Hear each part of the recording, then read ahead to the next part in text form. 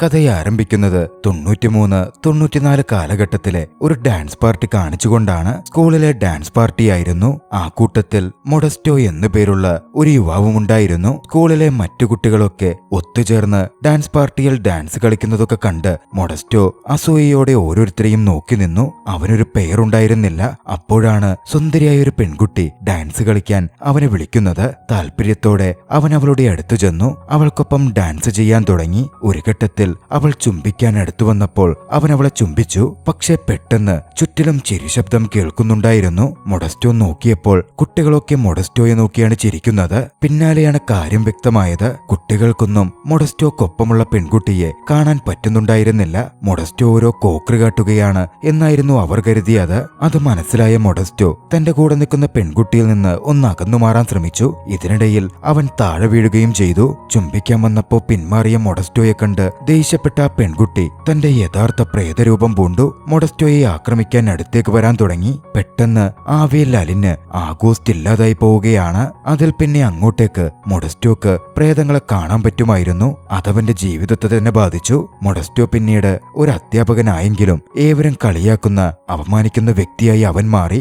7ാമത്തെ സ്കൂളിലായിരുന്നു മൊഡസ്റ്റോ പഠിപ്പിച്ചിരുന്നതെങ്കിലും ആ സ്കൂളിലെ ജോലിയിൽ നിന്നും മൊഡസ്റ്റോ പറഞ്ഞുവിടപ്പെട്ടു. മൊഡസ്റ്റോ അങ്ങനാണ് വീണ്ടും തന്റെ തെറാപ്പിസ്റ്റിന്റെ അടുത്തെത്തുന്നത്. തന്റെ കാര്യങ്ങളൊക്കെ മൊഡസ്റ്റോ തെറാപ്പിസ്റ്റിനോട് വിശദീകരിച്ചു. പക്ഷെ മൊഡസ്റ്റോക്ക് സ്വവർഗ ലൈംഗിക വിചാരങ്ങൾ കൂടുതൽ ഉണ്ടാകുമെന്നും അതൊക്കെ അടുക്കി പിടിച്ചു വെക്കുന്നതുകൊണ്ടാ ഇത്തരത്തിലൊക്കെ തോന്നുന്നത് എന്നുമായിരുന്നു ആ തെറാപ്പിസ്റ്റ് പറഞ്ഞത്. പോരാത്തതിന് ഇതൊക്കെ വെറും മിഥ്യാ തോന്നലാണ്, ഗോസ്റ്റ് ഒന്നും ഇല്ലെന്ന് പറഞ്ഞ് മൊഡസ്റ്റോക്ക് കുറച്ച് മരുന്നുകളും കൊടുത്ത് ആ തെറാപ്പിസ്റ്റ് പറഞ്ഞുവിടുകയും ചെയ്തു. പക്ഷേ അതേ തെറാപ്പിസ്റ്റിന്റെ അവിടെ ആത്മഹത്യ ചെയ്ത തെറാപ്പിസ്റ്റിന്റെ അച്ഛനായ മറ്റൊരു തെറാപ്പിസ്റ്റിനെ, അയാളുടെ ഗോസ്റ്റിനെ മൊഡസ്റ്റോ നോക്കിക്കാണുന്നുമുണ്ടായിരുന്നു. മൊഡസ്റ്റോയുടെ ഏറ്റവും വലിയ പ്രശ്നം എന്തെന്നാൽ പ്രേതമേത് മനുഷ്യനേത് എന്ന് തിരിച്ചറിയാൻ പറ്റാത്തതായിരുന്നു. അതുകൊണ്ട് തന്നെ ഒരു പ്രേതത്തിനോട് മൊഡസ്റ്റോ സംസാരിച്ചാലോ മറ്റോ മൊഡസ്റ്റോക്ക് ഭ്രാന്താണ് എന്ന് ഏവരും കരുതും. പിന്നാലെ നമ്മൾ മോൺഫോർട്ടെ എന്ന സ്കൂള് പരിചയപ്പെടുന്നു. ആ സ്കൂളിൽ തുടർച്ചയായി കുറെ പ്രശ്നങ്ങളുണ്ടായിരുന്നു. അമാനുഷികമായി പലതും നടക്കുന്നതുകൊണ്ട് അവിടുത്തെ കുട്ടികളൊക്കെ പേടിക്കുന്നുണ്ടായിരുന്നു. മാത്രമല്ല അവിടുത്തെ അധ്യാപകരും ആക്രമിക്കപ്പെടുന്നൊക്കെയുണ്ട്. പല അധ്യാപകരും പേടിച്ചും മറ്റുമായി ജോലിയിൽ നിന്ന് പിരിഞ്ഞുപോയി. ടീന എന്ന പ്രിൻസിപ്പളിന് സ്കൂൾ അടച്ചുപൂട്ടേണ്ടി വരുമോ എന്ന തരത്തിൽ ഭയം വരെ ഉണ്ടായിരുന്നു. അന്ന് പുറത്തു വന്ന ടീന ഒരു കുട്ടി മിഠായി തിന്നുന്നതിന് ശകാരിച്ചു. അവനിൽ നിന്ന് അത് വാങ്ങിയെടുത്ത് കുട്ടിയെ പറഞ്ഞുവിട്ടു. പക്ഷെ മിഠായി കണ്ടതും ടീനയ്ക്ക് സഹിക്കാൻ പറ്റിയില്ല. ടീന അത് കഴിക്കുകയാണ്. അപ്പോഴാണ് ടീനയുടെ അടുത്തേക്ക് PTA അസോസിയേഷൻ ഭാരവാഹിയായ ഒരു വ്യക്തി തന്റെ മകളെ കൊണ്ടുവരുന്നത്. മകളുടെ സ്കില്ലുകളൊന്നും പോരെന്നും ഡ്രോയിങ് സ്കില്ലൊക്കെ മോശമാണ്, പുതിയ ടീച്ചേഴ്സിന് എന്താണ് ഹയർ ചെയ്യാത്തത് എന്ന മട്ടിലൊക്കെ അയാൾ ചോദ്യം ചെയ്തു. കാര്യങ്ങളൊക്കെ കൺട്രോളിലാണെന്നും പുതിയ അധ്യാപകർ വരുമെന്നും ടീന പറഞ്ഞു. വേണമെങ്കിൽ ടീനയെ താൻ സഹായിക്കാം എന്നൊക്കെ പറഞ്ഞ അയാൾ മുന്നിട്ട് വന്നെങ്കിലും അതൊന്നും വേണ്ടെന്ന് പറഞ്ഞ് ടീന ഒഴിഞ്ഞു. അന്ന് ടീനയെ കാണാൻ ആ സ്കൂളിന്റെ ചെയർ ലേഡി തന്നെ വന്നിരുന്നു. ആ അടുത്ത സ്കൂളിൽ ലിറ്ററേച്ചർ അധ്യാപകൻ ചില അമാനുഷിക ശക്തികളുടെ ഉപദ്രവം കൊണ്ട് മുകൾ നിലയിൽ നിന്ന് താഴെ വീണിരുന്നു. ആത്മഹത്യാ ശ്രമം പോലായിരുന്നു അത് പുറം ലോകം അറിഞ്ഞത്. അതിനെപ്പറ്റി ചോദ്യം ചെയ്യാനായിട്ടായിരുന്നു ചെയർ ലേഡി എത്തിയിരുന്നതും. ടീന ചെയർ ലേഡിയുടെ മുമ്പിലെത്തി. കഴിഞ്ഞ കുറച്ച് നാളുകളായി മോൺഫോർട്ട് സ്കൂളിൽ നടക്കുന്ന പ്രശ്നങ്ങളെപ്പറ്റി ബോർഡിന് കൺസേൺ ഉണ്ടെന്നും എന്താ യഥാർത്ഥത്തിൽ സംഭവിക്കുന്നത് എന്നും അവർ ടീനയോട് ചോദിച്ചു. PTA അസോസിയേഷൻ മെമ്പറും ടീച്ചറുമായ ഒറ്റേഗയും അവിടെ ഉണ്ടായിരുന്നു. ടീനയും ഒറ്റേഗയും കൂടി സ്കൂളിലെ പ്രശ്നങ്ങളൊക്കെ പരിഹരിച്ച് സ്കൂൾ നല്ല രീതിയിൽ കൊണ്ടുപോകും എന്നുറപ്പ് പറഞ്ഞെങ്കിലും ചെയർ ലേഡിക്ക് അതത്ര വിശ്വാസം പോരായിരുന്നു. ഈ സെമസ്റ്റർ അവസാനിക്കുമ്പോഴേക്കും സ്കൂൾ ഒരു കോൺവെന്റ് ടൈപ്പിൽ അത്രമേൽ സ്ട്രിക്റ്റായി നല്ല രീതിയിൽ മുന്നോട്ടു പോകണം എന്ന് ചെയർ ലേഡി അവരെ വാൺ ചെയ്തു. അങ്ങനെ ഇരിക്കുന്ന സമയത്താണ് ജോലിക്ക് ഇന്റർവ്യൂവിനായി മൊഡസ്റ്റോ ആ സ്കൂളിലേക്ക് എത്തുന്നത്. കഴിഞ്ഞ 7 സ്കൂളുകളിൽ നിന്ന് മൊഡസ്റ്റോ എന്തുകൊണ്ട് പുറത്താക്കപ്പെട്ടു എന്ന് ടീന ചോദിച്ചു. ആ സ്കൂളുകളൊന്നും തന്റെ നിലവാരത്തിന് പറ്റിയതായിരുന്നില്ല, അതുകൊണ്ട് റിസൈൻ ചെയ്യേണ്ടി വന്നു എന്നായിരുന്നു മൊഡസ്റ്റോ മറുപടി പറഞ്ഞത്. വർഷങ്ങളുടെ എക്സ്പീരിയൻസ് ഉള്ള ഒരു അധ്യാപകനാണ്. ആ സ്കൂളിന് അധ്യാപകരെ കിട്ടാൻ വലിയ പ്രയാസമുള്ള സമയവും ടീന മൊഡസ്റ്റോയെ അധ്യാപകനായി നിയമിച്ചു. മൊഡസ്റ്റോയുടെ ക്ലാസ് റൂമും ടീന പറഞ്ഞുകൊടുത്തിരുന്നു. ക്ലാസ് എവിടെയെന്നറിയാതെ മൊഡസ്റ്റോ മുമ്പിലേക്ക് നടന്നു. കുറച്ച് ചെന്നതും ഒരു ക്ലാസ്സിന് മുമ്പിൽ നിൽക്കുകയായിരുന്ന കണ്ണട വെച്ചൊരു പെൺകുട്ടിയോട് തന്റെ ക്ലാസ് എവിടെയാണ് എന്ന മട്ടിൽ മൊഡസ്റ്റോ അന്വേഷിച്ചു. പക്ഷെ ആ കുട്ടി പെട്ടെന്നൊന്ന് പരിഭ്രമിച്ച പോലെ അവിടെ നിന്ന് പോവുകയായിരുന്നു. നിൽക്കുകയായിരുന്നു ചെയ്തത്. മൊഡസ്റ്റോ പിന്നാലെ കുറച്ചുകൂടി മുമ്പോട്ടേക്ക് ചെന്ന് അടുത്ത ക്ലാസ്സിന് മുമ്പിലെത്തി അവിടെ നിന്ന് ആൺകുട്ടികളോട് ക്ലാസ് ഡിവിഷൻ പറഞ്ഞു ചോദിച്ചു. ആ കുട്ടികൾ പക്ഷെ മൊഡസ്റ്റോയെ തെറ്റായ വഴിയിലേക്കായിരുന്നു നയിച്ചത്. കുട്ടികൾ പറഞ്ഞ വഴിയിലൂടെ പോയ മൊഡസ്റ്റോ എത്തിച്ചേർന്നത് സ്കൂളിലെ പഴയ ലൈബ്രറിയിലേക്കാണ്. അവിടെ എത്തിയ മൊഡസ്റ്റോ അവിടെ ചുറ്റിത്തിരിഞ്ഞ് നടക്കുന്ന കുറച്ച് കുട്ടികളെ കണ്ടു. അവർ ബുക്കുകൾ തുറന്നുമടച്ചും കസേര പൊക്കി മൊഡസ്റ്റോക്ക് അടുത്തുകൊണ്ടുവന്നും പല രീതിയിൽ മൊഡസ്റ്റോയെ ഭയപ്പെടുത്താൻ നോക്കുന്നുണ്ടായിരുന്നു. പക്ഷേ മൊഡസ്റ്റോക്ക് അവരെയൊക്കെ കാണാമായിരുന്നു. മൊഡസ്റ്റോ അവരോട് സംസാരിച്ചതും പ്രേതങ്ങളായിരുന്ന ആ കുട്ടികൾ ഭയപ്പെട്ടു. മൊഡസ്റ്റോയെ ഭയപ്പെടുത്താൻ നിന്നിയവർ അതോടെ പേടിച്ചവിടെ നിന്ന് ഓടുകയാണ്. അവർ പ്രേതങ്ങളാണ് എന്ന് തിരിച്ചറിഞ്ഞതും തനിക്ക് വീണ്ടും ഭ്രാന്താവുകയാണോ, തെറാപ്പിസ്റ്റ് പറഞ്ഞത് അങ്ങനാണല്ലോ എന്ന് ചിന്തിച്ച മൊഡസ്റ്റോ സ്കൂളിൽ നിന്നും ഇറങ്ങി പുറത്തേക്കോടാൻ ആരംഭിച്ചു. മൊഡസ്റ്റോ ചെന്നുപെട്ടത് ടീനയുടെ മുമ്പിലേക്കായിരുന്നു. എന്താ പറ്റിയത്? പഴയ ലൈബ്രറിയിൽ എന്തിനാ മൊഡസ്റ്റോ പോയത് എന്ന മട്ടിൽ ടീന ചോദിച്ചു നിൽക്കുകയാണ്. താൻ കണ്ട ആ കുട്ടികളുടെ മെമ്മോറിയൽ ഫോട്ടോസ് സ്കൂളിന്റെ ഒരു ഭാഗത്ത് വെച്ചിരിക്കുന്നത് മൊഡസ്റ്റോയുടെ കണ്ണിൽപ്പെട്ടത്. ആ നിമിഷം അവർ പ്രേതങ്ങൾ തന്നെയാണ് എന്ന് മൊഡസ്റ്റോ തിരിച്ചറിഞ്ഞു. അലറി വിളിച്ച് മൊഡസ്റ്റോ അവിടെ നിന്ന് ഓടുകയാണ്. മൊഡസ്റ്റോക്ക് പിന്നാലെ പ്രേതങ്ങളായ കുട്ടികളും ഓടി വരുന്നുണ്ടായിരുന്നു. മൊഡസ്റ്റോയെ തടയുവാൻ ടീനയും പിന്നാലെ ഓടിയെങ്കിലും മൊഡസ്റ്റോ ഓടി സ്കൂളിന് വെളിയിൽ കടന്നു. പക്ഷേ പ്രേതങ്ങളായ കുട്ടികൾ മൊഡസ്റ്റോക്ക് പിന്നാലെ ഓടിച്ചെന്നെങ്കിലും ഒരു അദൃശ്യ കവചം സ്കൂളിൽ നിന്ന് പുറത്തു പോകാതെ അവരെ തടയുന്നുണ്ടായിരുന്നു. അന്ന് വൈകിട്ട് മൊഡസ്റ്റോയുടെ അപ്പാർട്ട്മെന്റിൽ മൊഡസ്റ്റോയെ കാണാൻ ടീന എത്തി. ശരിക്കും എന്താ പ്രശ്നം എന്ന് ടീന മൊഡസ്റ്റോയോട് ചോദിച്ചു. മൊഡസ്റ്റോ താൻ താൻ അനുഭവിച്ച കാര്യങ്ങളൊക്കെ ടീനയോട് പറഞ്ഞു. ആ കുട്ടികളെ പറ്റിയും ചോദിച്ചറിഞ്ഞു. ആ കുട്ടികൾ 1987 ബാച്ചിൽ ആ സ്കൂളിൽ പഠിച്ചിരുന്നവരാണ്. അന്നെന്തോ തെറ്റ് ചെയ്തിട്ട് ആഘോഷങ്ങളിൽ നിന്ന് പങ്കെടുക്കാതെ അവരെ മാറ്റി ഒരു മുറിയിൽ തടവിൽ വെച്ചിരിക്കുകയായിരുന്നു. അവിടെ തീപിടുത്തമുണ്ടായി. ആ 5 കുട്ടികളും കൊല്ലപ്പെട്ടു. അവരുടെ പ്രേതത്തെ താൻ കണ്ടെന്നും മറ്റും മൊഡസ്റ്റോ ടീനയോട് പറഞ്ഞതും മൊഡസ്റ്റോയെ വിശ്വസിക്കാൻ ടീന ഒരുക്കമായിരുന്നു. മൊഡസ്റ്റോ ഭ്രാന്തനൊന്നുമല്ലെന്നും മൊഡസ്റ്റോക്ക് ഇതിൽ എന്തെങ്കിലും ചെയ്ത് സ്കൂളിനെ രക്ഷപ്പെടുത്താൻ സാധിക്കൂ എന്നും ടീന മൊഡസ്റ്റോയോട് പറഞ്ഞു. മൊഡസ്റ്റോയോട് സ്കൂളിലേക്ക് വരണം എന്നും ആവശ്യപ്പെട്ടു. സംസാരിക്കുമ്പോ താൻ കണ്ട 5 പെൺകുട്ടികളിൽ മരീവി എന്ന് പറഞ്ഞ പെൺകുട്ടി പ്രഗ്നന്റ് ആയിരുന്നല്ലോ എന്നൊരു സംശയം അവൻ ഉന്നയിച്ചു. ടീന പറഞ്ഞു, ശരിയാണ്, മരിച്ചു കഴിഞ്ഞുള്ള മൃതദേഹ പരിശോധനയിൽ അവൾ പ്രഗ്നന്റ് ആണെന്ന് തെളിഞ്ഞിരുന്നു. കാര്യങ്ങൾ കൂടുതൽ വിശദീകരിക്കാൻ മൊഡസ്റ്റോയെയും കൂട്ടി ആ രാത്രിയിൽ തന്നെ സ്കൂളിലേക്ക് ടീന വന്നിരുന്നു. ഇതേ സമയമാണ് കുറച്ചു കുട്ടികൾ സ്കൂളിലെ അതീന്ദ്രിയ ശക്തികൾ മനസ്സിലാക്കി അവിടെ ഗോസ്റ്റ് ഉണ്ടാകും, അവരോട് സംസാരിക്കാം എന്ന് പറഞ്ഞ് എൽസ എന്ന പൂർവ്വ വിദ്യാർത്ഥിനിയുമായി അവിടുത്തെ ഒരു ക്ലാസ് റൂമിലേക്ക് എത്തുന്നത്. ഓജോ ബോർഡ് എടുത്തുവെച്ച് അവർ അത് വെച്ച് സംസാരിക്കാൻ ശ്രമിച്ചു. ഈ സമയം ചുറ്റിലുമുണ്ടായിരുന്ന പ്രേതങ്ങളായ പണ്ട് മരിച്ച കുട്ടികൾ ഇത് നോക്കിക്കാണുന്നുണ്ട്. കുറച്ചുനേരം ഓജോ ബോർഡ് കളിച്ചു കഴിഞ്ഞതും ഡാനി എന്ന പ്രേതവും പിങ്ക് ഫ്ലോയിഡ് എന്ന പ്രേതവും അവരെയൊക്കെ ഭയപ്പെടുത്തുകയാണ്. കുട്ടികൾ പേടിച്ചരണ്ടോടിയിരുന്നു. പക്ഷേ പൂർവ്വ വിദ്യാർത്ഥിനി എൽസ മാത്രം അനങ്ങാതെ ധൈര്യത്തോടെ അവിടെ ഇരുന്നു. അവൾ വീണ്ടും ജോർജ് എന്നു പേരുള്ള പ്രേതമായ പയ്യനൊപ്പം ഓജോ ബോർഡ് വെച്ച് സംസാരിച്ചു കൊണ്ടിരുന്നു. എങ്ങനാ നീ മരിച്ചത് എന്നൊക്കെ അവൾ ചോദിക്കുന്നുണ്ടായിരുന്നു. മറുവശത്ത് മൊഡസ്റ്റോ ടീനയുമായി സംസാരിച്ചു. ഡിറ്റൻഷനിലുണ്ടായിരുന്ന കുട്ടികൾ എങ്ങനാണ് തീപിടുത്തത്തിൽ മരിച്ചത്, ഫയർ അലാം ഉണ്ടായിരുന്നില്ലേ എന്ന് അവൻ തിരക്കി. അന്നൊരു ക്രിസ്മസ് ഡാൻസ് ദിവസമായിരുന്നു. പാർട്ടി നടക്കുന്നതുകൊണ്ട് വലിയ തോതിൽ സൗണ്ട് വെച്ചിരുന്നു. അതുകൊണ്ട് തന്നെ ഫയർ അലാം ആരും കേട്ടില്ല.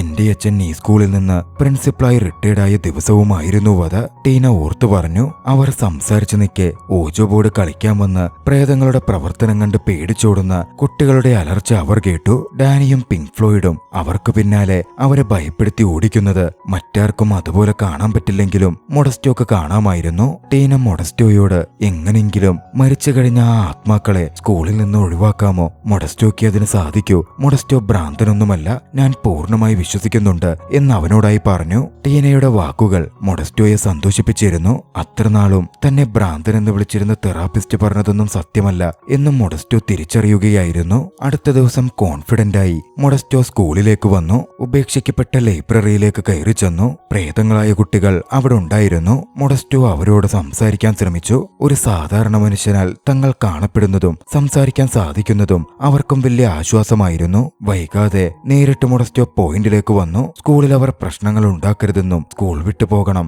എന്നും മൊഡസ്റ്റോ ആവശ്യപ്പെട്ടു. പക്ഷേ പ്രേതക്കുട്ടികളെ അത് ദേഷ്യം പിടിപ്പിക്കുകയായിരുന്നു ചെയ്തത്.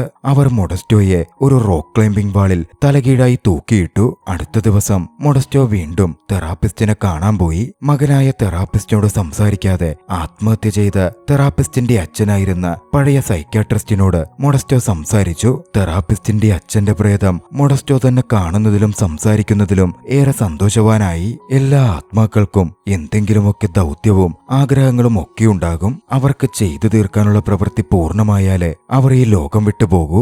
ആ കുട്ടികളെ സംബന്ധിച്ചിടത്തോളം അവർ ആ സ്കൂളിൽ നിന്ന് പഠിച്ച് പാസ് ഔട്ടായി കഴിഞ്ഞാൽ ഒരുപക്ഷെ അവർക്ക് പോവാൻ സാധിക്കുമായിരിക്കും. തെറാപ്പിസ്റ്റ് പ്രേതം പറഞ്ഞതോടെ അത്തരത്തിൽ പ്രവർത്തിച്ചാൽ കൊള്ളാമല്ലോ എന്ന് മൊഡസ്റ്റോക്ക് തോന്നി. മൊഡസ്റ്റോ അടുത്ത ദിവസം തന്നെ പ്രേതക്കുട്ടികളുടെ അടുത്ത് വന്ന് ആ കാര്യം പറഞ്ഞു. പക്ഷെ കൂട്ടത്തിൽ ഡാനി അടക്കം ദേഷ്യപ്പെട്ടെങ്കിലും ഏഞ്ചല പഠിക്കാനായി മുമ്പോട്ട് വന്നിരുന്നു. പക്ഷെ മൊഡസ്റ്റോയുടെ ആ പ്രവൃത്തിയും തങ്ങളെ ഒഴിവാക്കാനുള്ള ശ്രമവും ഇഷ്ടപ്പെടാതിരുന്ന പ്രേതങ്ങളിലെ ആൺകുട്ടികൾ മൊഡസ്റ്റോയെ എടുത്തുയർത്തി അവന്റെ ജനനേന്ദ്രിയം ഒരു മരത്തിലിടിച്ച് ആക്രമിച്ചു. പുറമേ നിന്ന് നോക്കിയാൽ ഒരു അശ്ലീല ആംഗ്യം പോലായിരുന്നു അത് നോക്കിക്കാണുക. അങ്ങോട്ടേക്ക് മകളുമായിട്ട് കടന്നുവന്ന് ഒറ്റേകി ഇത് കാണുന്നുണ്ട്. തന്റെ മകളുടെ കണ്ണുപൊത്തി ഒറ്റേകി അവിടെ നിന്ന് ദേഷ്യത്തോടെ പോയി. മർദ്ദനമേറ്റ തന്റെ ജനനേന്ദ്രിയം ഐസ് വെച്ച് മൊഡസ്റ്റോക്ക് കൂളാക്കണ്ട വന്നു. ആ സമയത്ത് മാനുവേല എന്ന സ്കൂൾ ഉദ്യോഗസ്ഥയുടെ സഹായത്തോടെ പഴയ കുട്ടികളുടെ ഫയലുകൾ മൊഡസ്റ്റോ എടുത്തു. ഡാനിയുടെ ക്രൂരമായ അന്നത്തെ പ്രവൃത്തികളെ പറ്റിയും അവർക്ക് ശിക്ഷ കിട്ടിയതിനെ പറ്റിയുമൊക്കെ അതിലുണ്ടായിരുന്നു. അവർ തമ്മിൽ അതിനെപ്പറ്റി സംസാരിക്കുകയും ചെയ്തു. മൊഡസ്റ്റോ പിന്നാലെ സ്പീക്കറും ഫോണുമായി പഴയ ലൈബ്രറിയിലെത്തി. അവിടുണ്ടായിരുന്ന പ്രേതക്കുട്ടികൾക്കായി പാട്ട് വെച്ചുകൊടുത്തു. ടെക്നോളജിയുടെ വളർച്ചയും ഫോണെന്ന് പറയുന്ന വസ്തുവിൽ അത്രയധികം പാട്ടുകൾ ഒറ്റ സമയം ലോഡ് ചെയ്യാമെന്നതും പ്രേതക്കുട്ടികളെ അതിശയിപ്പിക്കുന്നതായിരുന്നു. അവർ മരണപ്പെട്ട് ഇത്രയും കൊല്ലത്തിനപ്പുറം ലോകത്തിൽ വന്ന മാറ്റങ്ങളെപ്പറ്റിയൊക്കെ മൊഡസ്റ്റോ അവർക്ക് പറഞ്ഞുകൊടുത്തു. പുനർജന്മം സാധ്യമാകണമെങ്കിൽ ഇവിടുത്തെ ലോകം വിട്ടുപോകണമല്ലോ. ഈ ലോകത്തിൽ എന്തൊക്കെയാ സംഭവിച്ചത്, എന്തൊക്കെയാ നമ്മൾ മിസ് ചെയ്തത്, അതിനെപ്പറ്റി പ്രേതക്കുട്ടികൾക്കിടയിൽ സംസാരം വന്നു. ഡാനി ഒഴികെയുള്ള ബാക്കി എല്ലാവരും തന്നെ എങ്ങനെയും പഠിച്ച് പാസ്സായി ഈ ബന്ധനത്തിൽ നിന്ന് പുറത്തു കടക്കണം എന്നാഗ്രഹിക്കാൻ ആരംഭിച്ചു. മറുവശത്ത് എൽസിയാകട്ടെ ജോർജ് ഇപ്പോഴുമുണ്ട് എന്ന് വിശ്വസിച്ച് അവനിൽ ഇൻഫാക്ച്വേറ്റഡ് ആവാൻ ആരംഭിച്ചിരുന്നു. അടുത്ത ദിവസം മോഡസ്റ്റോ ലൈബ്രറിയിലേക്ക് എത്തിയപ്പോൾ പഠിക്കാൻ 4 പ്രേതക്കുട്ടികൾ തയ്യാറായി ഇരിപ്പുണ്ട്. ഡാനി മാത്രമാണ് അവിടില്ലാത്തത്. ഏഞ്ചലയെ അന്ന് ക്ലാസ് റെപ്രസെന്റേറ്റീവായി പ്രേതക്കുട്ടികൾക്ക് വേണ്ടി നിയമിക്കപ്പെട്ടു. ഇതിനിടയിൽ പ്രേതമായ ജോർജും എൽസയും തമ്മിൽ ഡിവൈസുകളിലൂടെയൊക്കെ സംസാരിക്കാൻ തുടങ്ങി. അവരുടെ സൗഹൃദം വലിയൊരു പ്രണയമായി വളരാൻ ആരംഭിച്ചു. വൈകാതെ ഫൗണ്ടേഴ്സ് ഡേ ഇവന്റ് വരികയായിരുന്നു. അതിനുവേണ്ടി കുട്ടികൾ ഓഡിറ്റോറിയത്തിൽ ഓപ്പറ പ്രാക്ടീസ് ചെയ്യുന്നുണ്ടായിരുന്നു. അങ്ങോട്ടേക്കെത്തിയ ഏഞ്ചല ഏറെ കൗതുകത്തോടെ അവരെ നോക്കി നിന്നു. പണ്ട് ഏഞ്ചലയ്ക്ക് അതുപോലെ ഓപ്പറയിൽ പാടണം എന്നൊക്കെ ഉണ്ടായിരുന്നെങ്കിലും പഠനത്തിന്റെ പേര് പറഞ്ഞ് അവളുടെ അച്ഛൻ ഒരിക്കലും അതിന് സമ്മതിച്ചിരുന്നില്ല. അതവളുടെ ഉള്ളിൽ നടക്കാത്തൊരാഗ്രഹമായി കിടക്കുന്നുമുണ്ട്. വേദിയിൽ നടക്കുന്ന ഓപ്പറ പ്രാക്ടീസൊക്കെ PTA പ്രതിനിധിയായ ഒറ്റേകിയും പ്രിൻസിപ്പൽ ടീനയും കാണുന്നുണ്ടായിരുന്നു. ഒറ്റേകി മൊഡസ്റ്റോയുടെ പ്രവർത്തനങ്ങൾ അവന്റെ രീതികളൊന്നും ശരിയല്ല, വിചിത്രമായ രീതികളാണ് എന്നൊക്കെ ടീനയോട് പരാതി പറഞ്ഞു. ആ സമയമാണ് അങ്ങോട്ടേക്ക് മൊഡസ്റ്റോ വന്നെത്തുന്നത്. എന്താണ് അവിടെ നടക്കുന്ന പ്രാക്ടീസ് എന്നൊക്കെ മൊഡസ്റ്റോക്ക് ആദ്യം മനസ്സിലായില്ല. ഡാനിയുടെ പ്രേതം അത് ടീനയുടെ അച്ഛന് വേണ്ടിയുള്ള ഒരു ട്രിബ്യൂട്ടാണ്, അതാണ് ഫൗണ്ടേഴ്സ് ഡേ എന്ന തരത്തിൽ മൊഡസ്റ്റോയെ അറിയിച്ചു. ഏഞ്ചല ഓപ്പറ നടക്കുന്നത് നോക്കി നിൽക്കുവാണല്ലോ. ഏഞ്ചല കടത്തു ചെന്ന ഡാനി ഏഞ്ചലയോട് എന്തായാലും നീ പ്രേതമല്ലേ, ആരും കേക്കില്ലല്ലോ, ആ വേദിയിലേക്ക് ചെന്ന് മൈക്കിന് മുമ്പിൽ ചെന്നങ്ങ് പാടിക്കോ, ഒരു കുഴപ്പമില്ല എന്ന് പറഞ്ഞ് അവളെ മോട്ടിവേറ്റ് ചെയ്ത് പറഞ്ഞു വിട്ടു. പണ്ട് തൊട്ടേ മൈക്കിന് മുമ്പിൽ ഓപ്പറ പാടണം എന്ന് ആഗ്രഹമുണ്ടായിരുന്ന ഏഞ്ചല മൈക്കിന് മുമ്പിലേക്ക് ചെന്നു നിന്നു. പിന്നാലെ മൈക്കിന് മുമ്പിൽ നിന്ന് പാടാൻ ആരംഭിച്ചു. കൃത്യം ഈ സമയം വോളിയം ബട്ടൺ പൂർണ്ണമായും ഡാനി ഹൈയാക്കുകയാണ്. സ്പീക്കറിലൂടെ ഏഞ്ചലയുടെ ഗോസ്റ്റ് ശബ്ദം പുറത്തു വന്നതും അവിടുണ്ടായിരുന്ന ഏവരും ഭയന്നു വിറച്ചു. കുട്ടികളൊക്കെ പേടിച്ച് പുറത്തേക്കോടി. ഏഞ്ചല ആകെ വല്ലാതായി പോയിരുന്നു. ഡാനി ഏഞ്ചലയോട് കാണിച്ച ആ പരിപാടിക്ക് ഡാനിയെ ചോദ്യം ചെയ്യാൻ വേണ്ടി ജോർജ് അങ്ങോട്ടേക്ക് ചെന്നു. ജോർജും ഡാനിയും തമ്മിൽ അന്ന് വലിയ വാക്കുതർക്കം സംഭവിച്ചു. അവിടുത്തെ സ്കൂൾ കുട്ടികളുടെ ബുക്കൊക്കെ തട്ടിയിട്ടും എൽസയുടെ പാം ടോപ്പ് ബ്രേക്ക് ചെയ്തുമായിരുന്നു ഡാനി അതിനോട് പ്രതികരിച്ചത്. എന്നിരുന്നാലും സ്കൂൾ കമ്പ്യൂട്ടർ മുഖേന ജോർജും എൽസയും വീണ്ടും സംസാരിച്ചു. അടുത്ത ദിവസം മൊഡസ്റ്റോ പ്രേതക്കുട്ടികൾക്ക് ക്ലാസ് എടുക്കുമ്പോ ടീന അങ്ങോട്ടേക്ക് കയറി വന്നു. ടീനയുടെ ഒരു പ്രധാന കാര്യത്തിനു വേണ്ടിയായിരുന്നു അത്. ടീന വിളിച്ച് മൊഡസ്റ്റോ പോവുന്ന കണ്ടതും നീ അവളുടെ വാലാട്ടിപ്പട്ടിയാണോ എന്നൊക്കെ പറഞ്ഞ് ഡാനി മൊഡസ്റ്റോയെ കളിയാക്കുകയും ചെയ്തു. ടീന വന്ന കാര്യം മൊഡസ്റ്റോയെ മാറ്റി നിർത്തി പറഞ്ഞു, ചെയർ ലേഡി ഫൗണ്ടേഷൻ ഡേയുടെയെന്ന് ഒറ്റേക്കിയുടെ പ്രത്യേക ക്ഷണപ്രകാരം പരിപാടിയിൽ പങ്കെടുക്കാൻ എത്തുന്നുണ്ട് എന്നായിരുന്നു അത്. ഫൗണ്ടേഴ്സ് ഡേയുടെയെന്ന് അരുതാത്തതെന്തെങ്കിലും സംഭവിച്ചാൽ അവൾ നോക്കി നടത്തിക്കൊണ്ടിരിക്കുന്ന അവളുടെ അച്ഛന്റെ സ്കൂൾ അവളുടെ കൈവിട്ടുപോകും എന്ന് ടീന ഭയപ്പെട്ടിരുന്നു. ഒന്നും സംഭവിക്കില്ല എന്ന് പറഞ്ഞ് മൊഡസ്റ്റോ അവളെ ആശ്വസിപ്പിച്ചു. പിന്നീട് മൊഡസ്റ്റോയും ടീനയും ഗ്രൗണ്ടിൽ ഊനാലിലിരുന്ന് സംസാരിക്കുകയായിരുന്നു. തന്റെ ഉള്ളിലെ ദുഃഖങ്ങളും ഫ്രസ്ട്രേഷനുമൊക്കെ ടീന അന്ന് മൊഡസ്റ്റോയോട് പറഞ്ഞു. മനസ്സ് തുറന്നുള്ള സംസാരം അവരെ ഏറെ അടുപ്പിച്ചിരുന്നു. പെട്ടെന്ന് എന്തെങ്കിലും ചെയ്താലോ എന്ന ആശയത്തിൽ അവരിരുവരും ഒന്നിച്ച് ഡാൻസ് ചെയ്യാൻ തുടങ്ങി.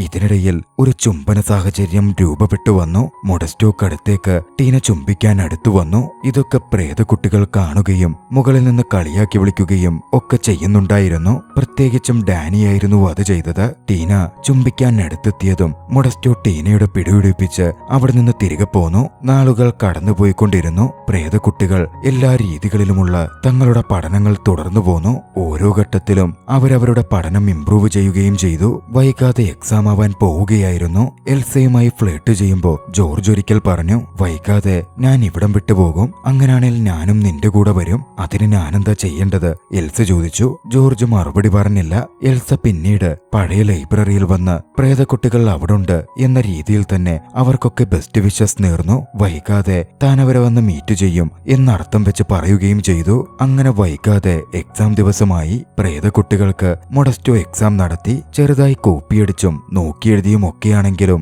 പ്രേതക്കുട്ടികളൊക്കെയും പാസ്സായിരുന്നു. ഡാനി മാത്രമായിരുന്നു ഗ്രേഡിൽ കുറച്ച് പുറകിൽ നിന്നത്. എന്നിരുന്നാലും ഡാനി ക്ലാസ് അറ്റൻഡ് ചെയ്യാതെ അത്രയും സ്കോർ ചെയ്തതുകൊണ്ട് അവനെ വിജയിപ്പിക്കുന്നതായി മൊഡസ്റ്റോ പ്രഖ്യാപിക്കുകയും ചെയ്തു. പെട്ടെന്നാണ് അങ്ങോട്ടേക്ക് ഒരു വെള്ള വെളിച്ചം അരിച്ചിറങ്ങിയത്. സ്വർഗത്തിലേക്കുള്ള വാതിൽ തുറക്കുന്നതാണ് എന്ന് കരുതി പ്രേതക്കുട്ടികൾ കൈകൾ കോർത്തുപിടിച്ചു നിന്നു. പക്ഷെ അത് ജനലിലൂടെ അരച്ചിറങ്ങിയ സൂര്യവെളിച്ചം മാത്രമായിരുന്നു. അവർ പ്രതീക്ഷിച്ച പോലെ പരീക്ഷ പാസ്സായിട്ടും സ്വർഗത്തിലേക്ക് പോവാൻ സാധിക്കാത്തതിൽ പ്രേതക്കുട്ടികൾക്ക് പെട്ടെന്ന് ദേഷ്യം വന്നു. മൊഡസ്റ്റോയോടും മൊഡസ്റ്റോ പറഞ്ഞ കാര്യങ്ങളോടുമുള്ള ദേഷ്യം കൊണ്ട് തന്നെ ആ സ്കൂളിൽ അവർ ഓരോതരം പ്രവൃത്തികളും ഏവരെയും ഉപദ്രവിക്കാനും മറ്റും ആരംഭിച്ചു. കുട്ടികളും ടീച്ചർമാരും ഒക്കെ ഭയന്നു. ഇതിനൊരു സൊല്യൂഷൻ വേണമല്ലോ. മരിച്ചുപോയ സൈക്യാട്രിസ്റ്റ് പറഞ്ഞിട്ടും അതുപോലെ പ്രവർത്തിച്ചിട്ടും കുട്ടികൾ സ്വർഗത്തിലേക്ക് പോവാതിരുന്നത് എന്താണ് എന്നതിനെപ്പറ്റി മൊഡസ്റ്റോക്കും സംശയം തോന്നി. മൊഡസ്റ്റോ അതിനെപ്പറ്റി ചോദിക്കാൻ തെറാപ്പിസ്റ്റിന്റെ അടുത്തെത്തി. മരിച്ചുപോയ തെറാപ്പിസ്റ്റിനോട് താൻ പറഞ്ഞ പോലെ ചെയ്തു, എന്നിട്ടുമൊന്നും നടന്നില്ലല്ലോ എന്ന് പറഞ്ഞു.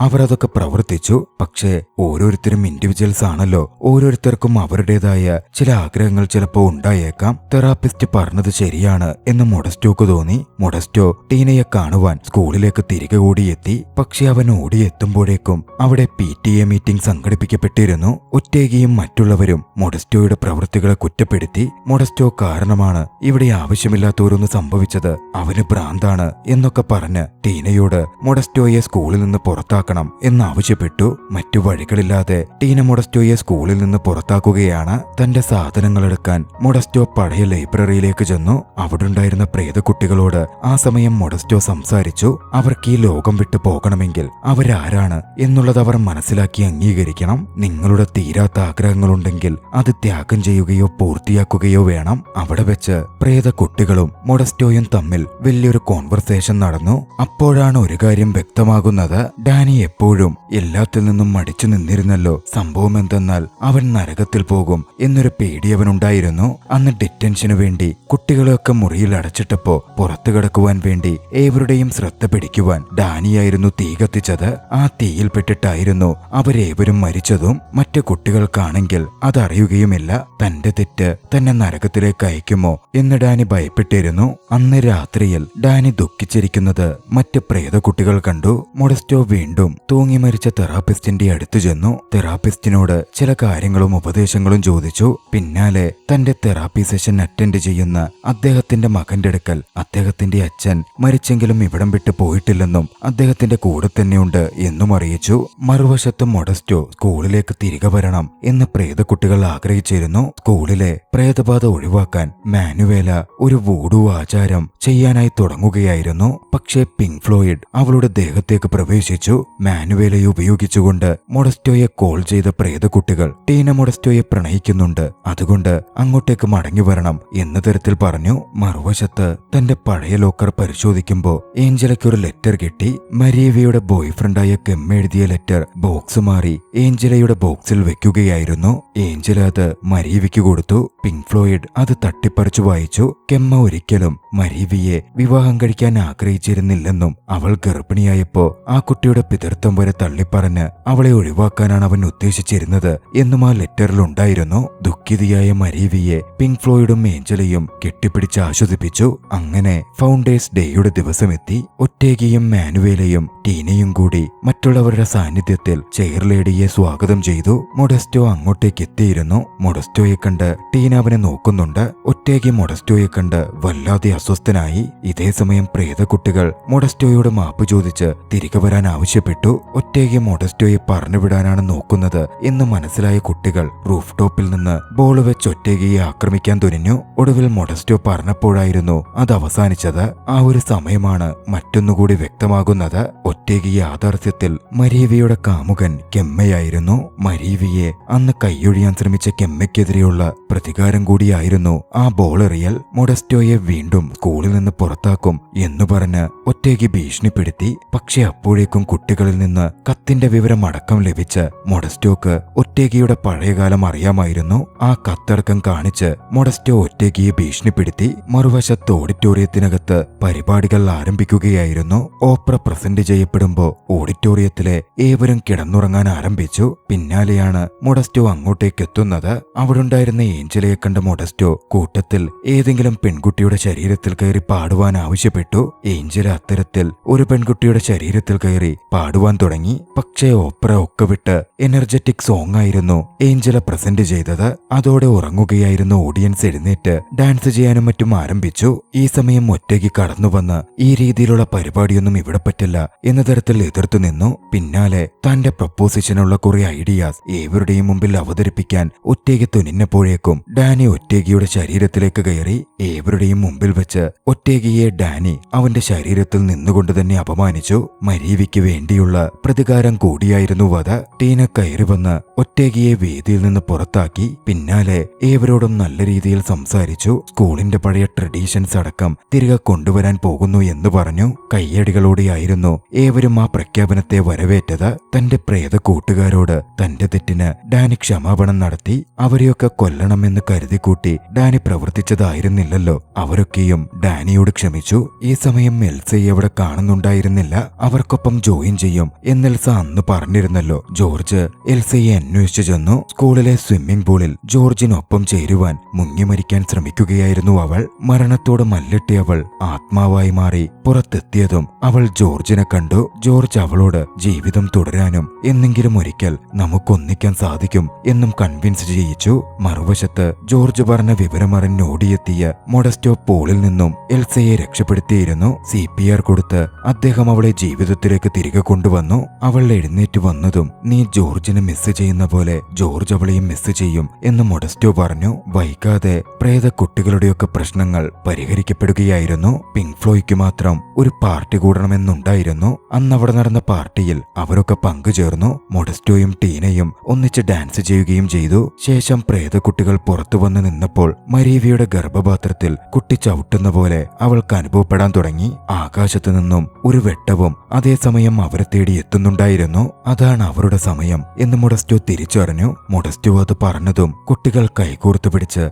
തയ്യാറായി നിന്നു. മൊഡസ്റ്റോക്കൊപ്പം ടീനയും അവിടുണ്ടായിരുന്നു. എൽസ മറിഞ്ഞു നിന്ന് അത് നോക്കിക്കണ്ടു. കുട്ടികൾ ഏവരും ഒരു ദിവ്യ വെളിച്ചമായി മാറി. അവർ ആകാശത്തേക്ക് പറന്നില്ലാതായി. സ്വർഗത്തിലേക്ക് അവർ യാത്രയായ പോലെ ടീനയും മൊഡസ്റ്റോയും ഏറ്റവും ഒടുവിൽ ചുംബിക്കുന്ന ദൃശ്യത്തോടെ ചലച്ചിത്രം അവസാനിക്കുന്നു. രസകരമായ ഈ ചലച്ചിത്രം നിങ്ങൾക്കിഷ്ടമായെങ്കിൽ വീഡിയോ ലൈക്ക് ചെയ്യുക. അഭിപ്രായങ്ങളും നിർദ്ദേശങ്ങളും കമന്റുകളിൽ രേഖപ്പെടുത്തുക. കഴിയുമെങ്കിൽ ചാനൽ സബ്സ്ക്രൈബ് ചെയ്തും കൂട്ടുകാർക്ക് ഷെയർ ചെയ്തു കൊടുത്തും ഞങ്ങളെ സപ്പോർട്ട് ചെയ്യുക. അടുത്ത എപ്പിസോഡിൽ മറ്റൊരു മികച്ച ചലച്ചിത്രവുമായി നമുക്ക് കണ്ടുമുട്ടാം. അതുവരെ ബൈ.